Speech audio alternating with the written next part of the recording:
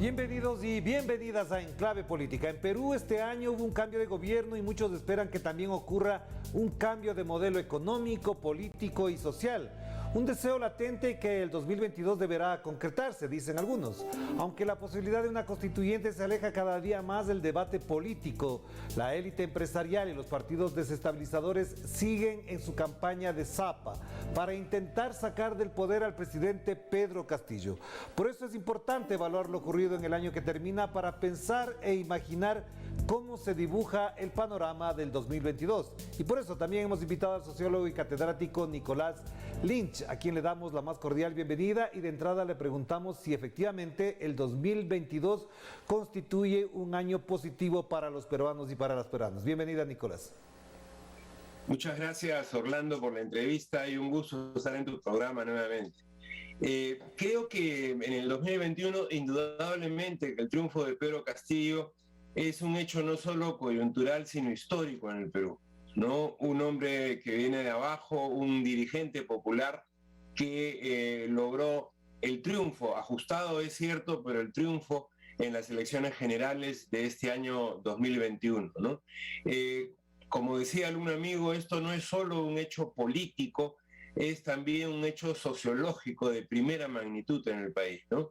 Un país acostumbrado a que sean las élites, en especial en los últimos 30 años, las que gobiernan como quieran el Perú, tuvieron una derrota, ¿no? En el primer semestre, ¿no? Ahora bien, esto que fue un éxito popular indudable, no ha tenido de inmediato los resultados esperados, tanto por un intento de zapa, por un intento de bloqueo diario, es importante subrayarlo diario, de parte de la derecha, tanto social como política, ¿no? En todos los órdenes, para impedir que Castillo gobierne, ¿no? Tratando de censurarle ministros desde el primer día, buscando crear escándalos constantemente, tanto en el país en general como en la administración, para impedir este gobierno popular.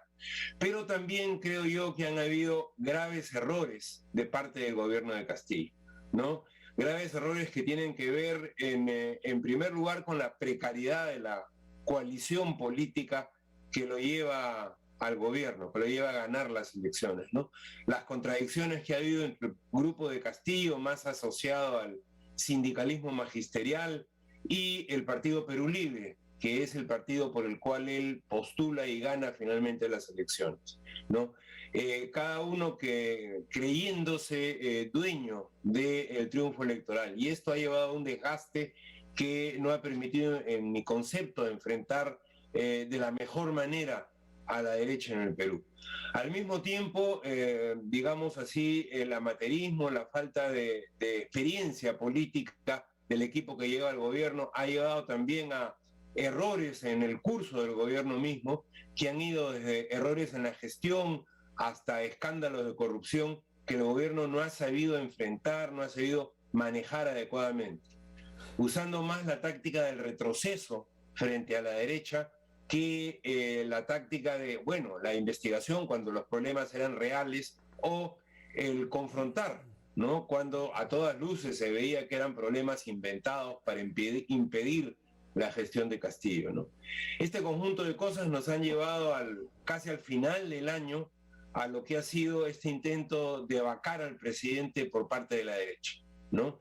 ¿Qué ocurrió los primeros días de diciembre? Felizmente no llegó a buen fin, no tuvieron los votos ni siquiera para poner el asunto al debate, ¿no? Se necesitaba una mayoría, una minoría de votos, aproximadamente el 40% de los votos para ponerlo a debate. Esto no fue posible de lograr por parte de la oposición de derecha. Un conjunto de partidos de centro-derecha no estuvieron de acuerdo y Castillo logró un triunfo, digamos, un eventual triunfo político, no definitivo, diría yo, un triunfo que tuvo que ver más con su capacidad de esquivar el golpe que de pasar a la ofensiva, ¿no?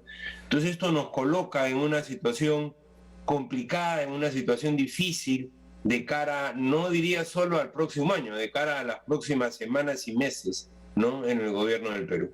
Claro, Nicolás, pero también hay un elemento con el que hay que jugar también el análisis de lo ocurrido en el 2021 y tiene que ver con que Perú está señalado como el primer país latinoamericano de la más alta letalidad con respecto a la COVID. ¿Cómo ha influenciado esta situación, este fenómeno del Perú, que precisamente cuando gobernaba el anterior gobierno las vacunas no se aplicaban directamente, el sistema de salud estaba colapsado prácticamente? ¿Cómo se ha podido afrontar esto y cómo ha repercutido esta situación en la vida de los peruanos y las peruanas? Bueno, el triunfo del profesor Pedro Castillo no es, digamos así, algo que sucede por coincidencia, no es una curiosidad, tiene que ver con las múltiples crisis que se habían acumulado en el país en los últimos años. Lo primero es la crisis del modelo neoliberal, cuyo síntoma más importante es la corrupción generalizada, en particular en la clase política, tanto regional como nacional, ¿no? Esto es algo que nos hace tener 4 presidentes en 5 años, 2 congresos, casi 3 con el elegido, es decir, una feroz crisis en las alturas en el último quinquenio que no era sino expresión de la crisis del modelo neoliberal signado por la corrupción, ¿no? Esta decepción, esta grave decepción de los ciudadanos, digámoslo así, ante la hegemonía que había tenido el neoliberalismo desde inicios de la década de 1990, es la que llevan a la elección de un candidato que plantea con claridad un programa de transformación como es Pedro Castillo. Recordemos que hay 2 candidatos que se presentan de izquierda a las elecciones del 2021, Verónica Mendoza y Pedro Castillo, y Pedro Castillo logra, como dicen, correr por la izquierda de Verónica Mendoza, porque persiste en un programa que Verónica Mendoza al final intenta correr hacia el centro, ¿no? Entonces, bueno, esta persistencia de Castillo es lo que le da el voto popular, ¿no? Un candidato en un principio desconocido, pero que gracias a la firmeza de su afirmación, como lo ha señalado hace un momento, su planteamiento de un proceso constituyente, de una asamblea constituyente para tener una nueva constitución, etcétera, es lo que lo lleva a la victoria, por la gravedad de la crisis. Yo creo que había una convicción popular que no era nada más un problema de reformas inmediatas, necesarias, por cierto, lo que había que hacer, sino que había que plantear soluciones de fondo, ¿no? Entonces, en esta situación es que Castillo sale elegido. Y, como repito, gracias a este doble bloqueo, un bloqueo de la derecha y un bloqueo de sus propias fuerzas, Castillo hasta el día de hoy no logra empezar a gobernar con un programa de transformación, con un programa constituyente. Porque es curioso, tú decías, la Constitución no está en el debate. Yo creo que sí está en el debate, pero cada vez le ponen más impedimentos a Castillo para que lleve adelante su programa constituyente, ¿no? Felizmente hasta ahora no lo ha, digamos, puesto en el cajón de los recuerdos. Cada vez que le preguntan, él dice sí, ¿no? Pero al mismo tiempo, cada vez el Congreso pasa o aprueba más medidas que lo harían hipotéticamente imposible, ¿no? Claro, pero Nicolás, hay un elemento que también da cuenta de cómo se comporta el país político llamado Perú, y es el comportamiento también de la prensa en general, porque hemos visto incluso campañas, denuncias, escándalos forjados de los cuales se hace eco el gobierno, y en el campo de la comunicación la mayor crítica es que efectivamente no se ve, no se visualiza una política, una estrategia de comunicación que puede incluso bajar la tensión cuando no hace falta y elevar incluso el debate, la discusión de temas sustanciales para los peruanos. Me refiero, por ejemplo, al tema de la COVID, el problema de la producción, el problema de la economía. ¿Hasta dónde todavía tiene ese peso significante, determinante, esa prensa que está agudizando los conflictos cuando le conviene y ocultando los problemas de otra naturaleza cuando no le conviene? Te diría yo que hay 2 elementos. El primero es el oligopolio mediático que existe en el Perú.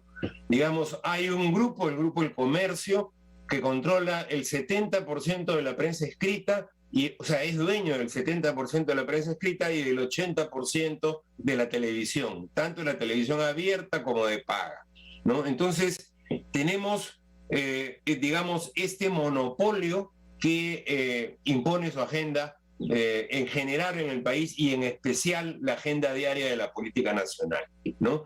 Y curiosamente otros grupos, hasta hace algunos años, el grupo La República, por ejemplo, ¿no?, que tiene un diario muy importante, algunos otros menores, e intervención también en la prensa, en la televisión de paga, que curiosamente se suma a muchas de las campañas del comercio. En las últimas semanas se ha tratado de diferenciar respecto de la vacancia, pero ha virado del centro izquierda, en el que le puso su fundador, Gustavo Momellona, al centro derecha, en el que está actualmente, ¿no? Eso es muy claro. Entonces tienes, digamos, entre un 90 y un 95% de la radio y la televisión con la derecha, ¿no? Como el gran vocero de la derecha social y política, hay que decirlo, ¿no? Eso es uno. Y dos, es la propia, ¿qué te digo? Tanto la falta de medios que defienden al gobierno, hay muy pocos que lo hacen, han tratado de sacar un par de periódicos, pero sin mucha suerte y sin mucha calidad, porque también tiene que ver en la prensa, ¿no?, que el lector vea una calidad en el reportaje, en fin, en la persistencia, en la opinión, etcétera, ¿no? Con poca suerte los nuevos medios, y al mismo tiempo también una incapacidad de contraofensiva política, porque es verdad, los nuevos medios de comunicación cumplen en la actualidad un rol fundamental en la política, pero tiene que haber capacidad de pasar a la ofensiva, ¿no?, del gobierno de Castillo. Si esta capacidad no existe, el gobierno no puede inventar la política. No sé si me dejo entender, ¿no? Entonces, y aquí en este punto, quiero ser muy claro, yo creo firmemente en que el gobierno tiene que presentar un frente de izquierda transversal. No se puede excluir a nadie. Tienen que terminar esas rencillas en algún momento muy agudas y lógicamente incentivadas desde la derecha entre diversas facciones, en particular entre Perú Libre, el partido que llegó a Castillo, y el grupo con el cual él gobierna en la actualidad. Y lo he dicho también varias veces por escrito, en televisión, tiene que haber una táctica de parte del conjunto de la izquierda de apoyo, pero también de señalamiento de los problemas que existen, ¿no?, para que el gobierno desarrolle su propia capacidad de crítica, autocrítica, y repito, de volver a pasar a la ofensiva, porque actualmente está a la defensiva con una cierta calificación política, claro, ¿no?, cosa que es ausente hoy día. Hagamos la primera pausa, Nicolás, para volver enseguida y a analizar en perspectiva cómo se maneja, cómo se mira, cómo se observa la posibilidad de que un año 2022 recupere no solamente el prestigio de la gestión gubernamental del presidente Pedro Castillo, sino que también en esa perspectiva cómo se comporta la clase política, los partidos, las organizaciones, cómo se van a comportar en este próximo año. Hagamos la primera pausa.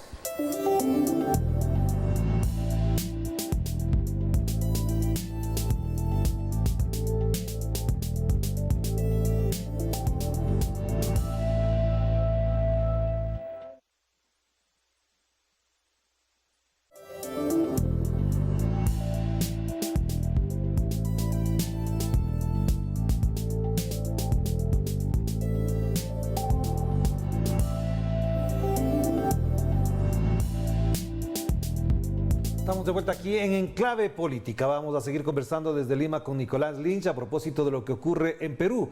Y de entrada, Nicolás, un elemento que es clave es cómo se puede valorar, calificar la experiencia en el cargo de presidente de Pedro Castillo. ¿Le va a servir esta experiencia para afrontar de nueva manera, con otros elementos, con otros ingredientes, la gestión del 2022 o por lo pronto se prevé que será en la misma tónica? Mira, yo creo que el profesor Pedro Castillo encara dos caminos.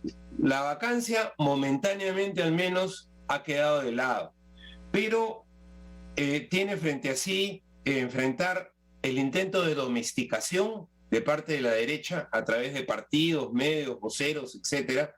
Tenemos experiencia en América Latina en cómo la derecha, si no puede derrocar presidentes, los domestica. Acordémonos en el Perú, o el caso de Ollanta-Humala, por ejemplo, ¿no? Ecuador creo que también tuvo experiencia al respecto, ¿no? Entonces, este es yo creo, el primer planteamiento de la derecha, ¿no? Olvídese de su programa, ¿no? Nosotros le damos el personal y la agenda para gobernar. ¿no? Entonces, me parece que Castillo tiene frente a esa alternativa que levantar nuevamente su programa de transformación, porque hasta ahora lo que está es resistiendo a la ofensiva, pero no está procesando un programa de transformación. Entonces, esto lo hace estar a la defensiva y ser muy tímido, extremadamente tímido en sus medidas gubernamentales, prácticamente continuar programas anteriores. El caso más flagrante es el de Economía y Finanzas, donde hay un ministro bastante connotado, Pedro Franque, un economista de izquierda de larga data, ¿no? Que, bueno, en general está planteando medidas tímidas, una muy tímida reforma tributaria, ¿no? Para poder afrontar estos huecos inmediatos que hay en los temas de salud, educación en el país. La negativa absoluta de la derecha, ¿no?